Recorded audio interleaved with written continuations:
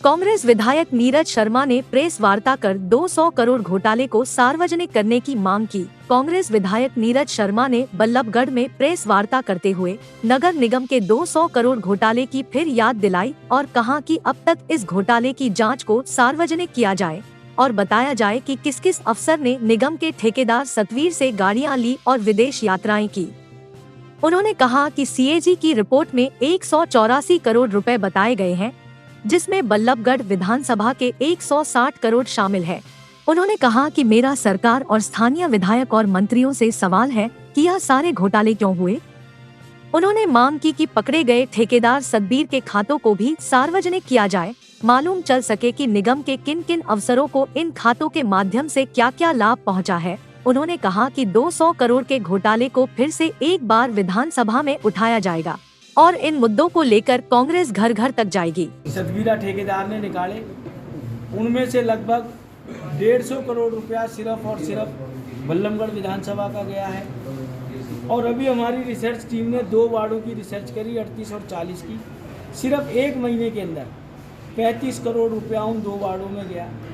मेरा प्रश्न है यहाँ के मंत्री जी से, स्थानीय विधायक से, कि आपकी इतनी सजगता थी, उसके रहते हुए इस तरीके के घोटाले कैसे हुए? आप चुप कैसे हैं?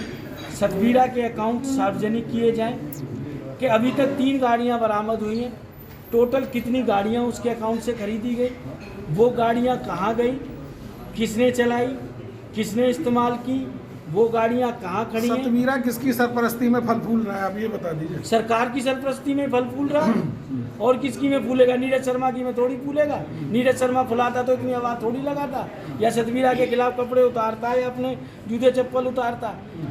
भ्रष्टाचार रूपी दानव, चाहे वो सतबीरा के रूप में हो, चाहे साध्वी के रूप में हो, चाहे किसी और के रूप में हो, सारा का सारा इस सरकार के मंत्रियों के और इस सरकार की रहनुमाई में ही फल फूल। दो आरोप आपके तरफ से लगाए गए हैं बड़े, एक तो गाड़ियों को लेकर, एक टिकट को। ये किसके लिए टिकट कराई गई, आपको कोई जानकारी है? गाड़ी किसके लिए दी गई, वो कोई जानकारी आपको है? मेरे पास जानकारी है, वो मैं जरूर दूंगा। पहले तो मैं सरकार से पूछ रहा हूँ, सरकार सार्वजनिक करे, सरकार क्या कहती है? नहीं, आप सरकार भी तो बताएं। आप आरोप लगा रहे हैं तो आप स्पष्टीकरण आप बताइए ना, सबूत दीजिए। एक बड़े मंत्री पर, सरकार पर एक आरोप। मैंने आरोप किसी पे नहीं लगाया। मैं तो कह रहा हूँ कि सरकार उसके अकाउंट सार्वजनिक करे। दूध का दूध, पानी का पानी हो जाएगा। कौन सी कंपनी के नाम से गाड़ी की पेमेंट गई है? सब दूध और पानी क्या है आप ही बता दो। दूध और पानी क्या है आप ही बता दो सर। बता दूंगा बहुत जल्दी। नहीं साहब, आप लगातार चाहूँगा कि इस विषय पे सरकार अपना पक्ष दे देते। सरकार गलत पक्ष देगी तो मैं सही पक्ष भी पेश करूँगा। पहले नहीं करेंगे? पहले नहीं करूँगा। अब तक आप नहीं, मेरे को लगता था वो घोटाला 200 करोड़ का है, परंतु जब से सीएजी की रिपोर्ट आई है, सीएजी भारत सरकार की संस्था है और उसने इसको 183.83 करोड़ माना है। और उस विधानसभा में मैं भी बैठा था जिसमें ये सीएजी की रिपोर्ट आई। हमने भी उस रिपोर्ट को पढ़ा, हमने भी एक्सेप्ट किया।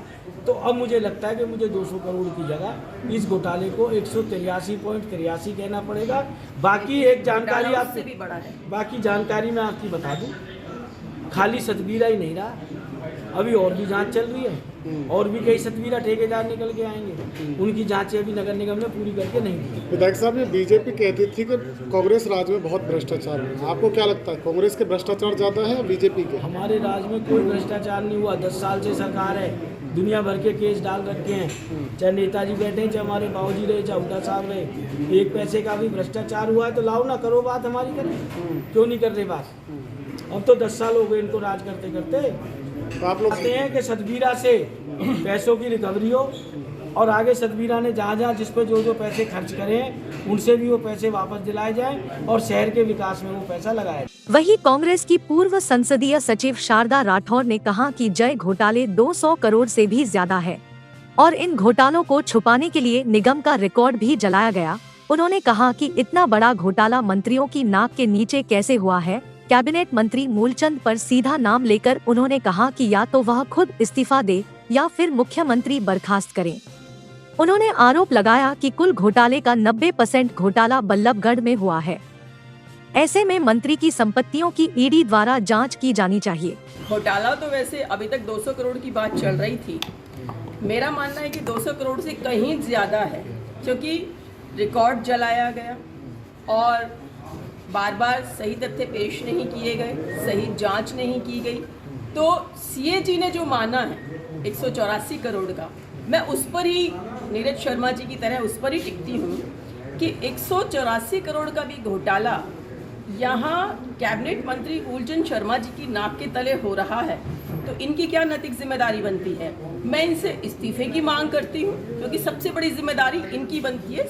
ये सरकार में कैबिनेट मंत्री हैं और इनके खुद के जो इतने होटल पर होटल खुले जा रहे हैं, मैं उसकी भी जांच की मांग करती हूँ कि अगर कोई व्यक्ति 4 ईंट भी लगा ले तो विपक्ष का नेता हो तो ईडी के छापे पड़ जाते हैं।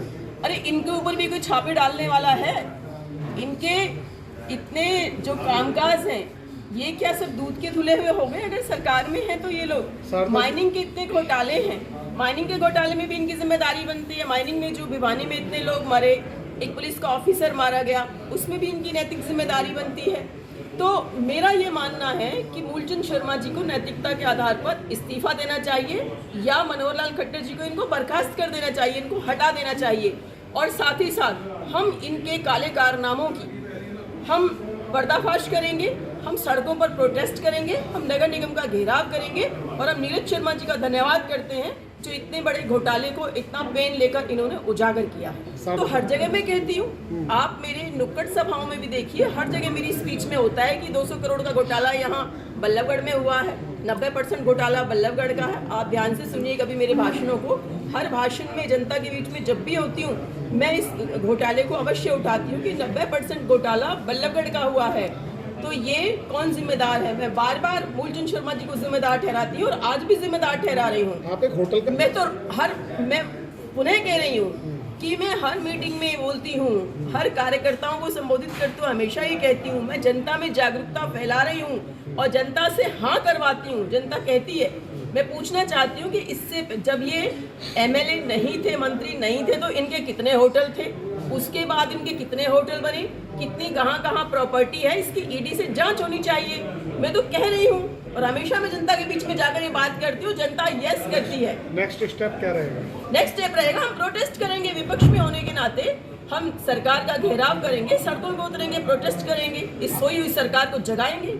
जितेंद्र बेनीवाल की रिपोर्ट।